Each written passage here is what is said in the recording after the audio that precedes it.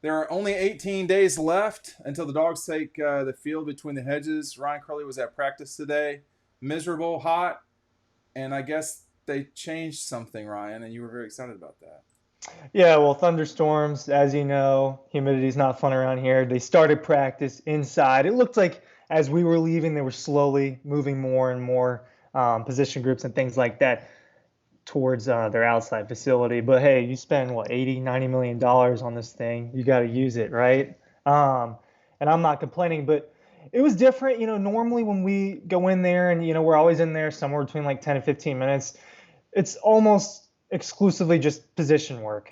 When we get, sometimes we get to see some routes on air, sometimes we get to see, like a minute or two of the offense playing the defense. Today we got to watch them work on a lot of screen passes with the running backs, a lot of just quick hitting, hurry up offense while we were in there, and then they split off into position groups. But I think um, what I will say of note is that all three of the offensive teams that ran that drill did move the ball quickly. The defenses did not get stops, and I don't know if that drill is maybe centered around working on just offense or what their exact goal is, but I think it was something to note that all three quarterbacks quickly led the unit they were working with down the field.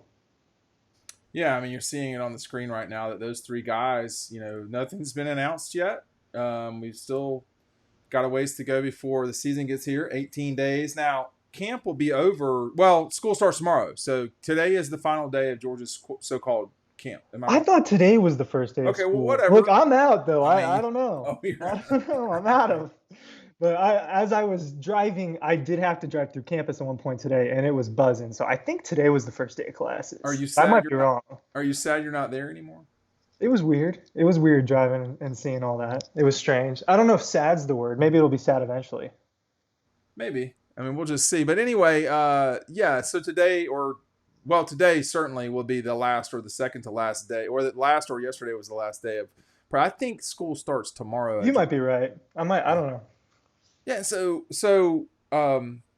That they go inside. I mean, this is going to be a 6 o'clock game to kick to start the season. But at some stage, Georgia will have to narrow in on who the starting quarterback is. I mean, all suspicion is that it's Carson Beck, and we'll just see about that. I wrote about what Paul Feinbaum had to say about Carson over on the site on earlier today. It was just a very quick story, nothing unbelievable, but his quote was, "Everyone is very high on Carson Beck." I don't think that that's abnormal. You know, it's a great deal for you to take advantage of right now. You're going to get this for free. For free. All you got to do is sign up to the monthly subscription down below. It's the only link down there. You're also going to get a free shirt from our friends at Red Zone. You're also going to get 20% off any item on Red Zone's online store. That could be the trucker hat, the Vince Dooley hat, the Leave No Doubt shirt. There's no shortage of things that can be used for that 20% off. But sign up now because we're going to run out of these pretty quick. If you order double dogs at any point in time, I will give you a month off. A lot of people are taking advantage of this deal, which is why we're running out of magazines quickly. So that's what I'm concerned about. What do you think Kirby's most concerned about right now? I mean, like, what was he doing today? The usual? It was the usual as far as we're talking about the microphone. Rather Love it. quiet in And I there. love the Nothing. microphone. It's You hilarious. cut me off earlier. I'm going to cut you off now. I All right. love the microphone. Love it. No, I did. Yeah, you're Uh, good. It's okay. But we got every listen. no, I Hey, like the microphone too. everybody keeps score, man. So I just They do. They they, do. they really They do. do. But he was going nuts with the microphone. Not abnormal. No, one of something of note because it matters a lot. Look, Darnell Washington is no longer there. All right, that is a unique football player that they got to utilize for 3 years as a wide receiver and a tackle built into one, right? And he's not there anymore, and Oscar Delp's going to have to pick up some of that slack. And he was getting a lot of praise from Kirby in when they were doing screen passes for the running backs. Oscar Delp very specifically was getting a lot of praise for his blocking in those drills. And I think when he did play in some pivotal moments, he was a good blocker. I think we remember the Kendall Milton touchdown against Ohio State. It doesn't happen if Oscar Delp doesn't make that block. Yeah, I mean, just because Oscar Delp was the 3 at tight end last year doesn't mean that he is not a very gifted tight end. I mean, you're talking about, in theory, behind two generational tight ends. Right now, they can't see it great. This is the image right there that Ryan's talking about of Kendall scoring. Oscar Delp is right there, believe it or not. You cannot see his number. You can. It's hard to miss Amarius Mims, and there's Tate Ratledge right there, and Ladd McConkey in the background. But that's Oscar Delp that helped Kendall get in there. Running backs. Why are you laughing? It's funny actually. So I was in a part of the facility I'm not sure I ever walked through today, like just a little hallway, and they've got some top speeds on the board, just like Oh boy. Georgia players. It looks like only during Kirby Smart's tenure, What? whether it was in a game or at the combine or at practice, certain players' top speeds. And looking at it, one of the things that surprised me the most was seeing that Amarius Mims hit 19 and change miles per hour. Think Hey, about that. well, when we first went to go see him 3 years ago, right? Yeah, I think that would have been three I think years. almost exactly Yeah, 3 years ago. Me, you, and James, right? yeah, Okay. yeah. Yeah. So you just it. Okay, so he's really fat. He's so large, imposed. What is the best way to describe Amarius? I mean, it's a term that gets overused, and I probably overuse it, but he's a freak. I mean, he's not normal. So how is he different from Not normal. Well, how is he different than Darnell? I mean, compare the two freakish. Because they're both in the freak universe, right? Yeah, I mean, Darnell's a little thinner, probably a more fluid runner. Probably part of that is why he probably played tight end. But those were the two biggest players on the team last year, and Mims now kind of stands alone in that. I think I don't know that any of the freshmen are quite as big as him. But if he can run 20 miles per hour, I mean, So like, hey, who were you play? Did you play Mims in basketball this summer, or who was no, it? I played around with Beck, With who now? Beck. with Beck, yeah. Oh, okay. So Mims was not there. No, but I've seen Mims play. Yeah, Okay, and I've been around. I've seen him and Darnell play together, like on the same team, and that, like, when you, especially if you're just going to play pickup. I mean, there's just no point in trying to guard those so guys at because you're talking Ramsey. about just bump and dunk, bump and dunk. So Those players. I don't think this has changed in the 20 years since I was at Georgia. There were four courts or Yeah, five. it's court 1 through 4. Right. Yeah, And like I mean, I play basketball in college, so I'm not worried about. I mean, court one doesn't scare me at all. But you'd watch the people on court four watch court one, and they would be scared half to death. And like in yeah. theory, you're supposed to kind of work your way up to court one, if I'm not mistaken. Now you don't win and move up necessarily, but if you're a better player, you figure your way out up to court one, right? It's not court four, right? It's the No, court first one one. is, yeah. If you want to be at the most competitive court, Yeah, most of the time that's going on. Every yeah. once in a That's while you walk in there and it's a little bit just kind of all over the place. But for the most part, when it's really busy, it's 1 through 4. It's just better players, worse players, worse So players, worse players. Jermaine Phillips, who people may or not remember, James Phillips, Jermaine Phillips, I don't know, not a normal person in terms of athleticism. He played in maybe from 98 to 01 or 2, somewhere in that ballpark, maybe 97 to 01. And like he'd just be on the top court just dunking like it's nothing. You know So what I that was mean? the thing. It was like And Jermaine Darnell Phillips was not a almost huge like, person, Ryan. He was a safety. yeah. It's they're in there sometimes playing around, but it's Darnell Washington did a dunk that was near. It wasn't a free throw line dunk, but it was near that. And we're talking about just messing around and pickup. Like it just shows you, just not just as football players, but just as athletes, how gifted some of these people are. And I think when you're going to agree with me, I think, but when Kirby Smart and these coaches they go out and they're picking these players, I think they're looking for that, and they're looking for those athletes that are coachable and that want to come be at Georgia and sacrifice.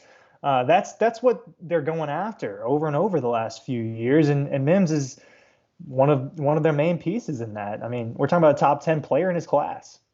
Well, you think about Darnell. Darnell sacrificed for sure when he was at Georgia. I mean, he I think he had one full year where he was healthy the whole time. He was not the starter. Okay, Brock Bowers was the starter. You think Yeah. about Amarius Mims. There was this discussion of him going to Florida State after '01. Marius Mims is going to play 3 years at Georgia and he's going to be gone. And he's going to be a top 50 pick. If he's not a top 50 pick, that would be surprising to me. So that's legitimate number. I mean, he looked like a top 50 pick when we first saw him, though, that night at, oh my God.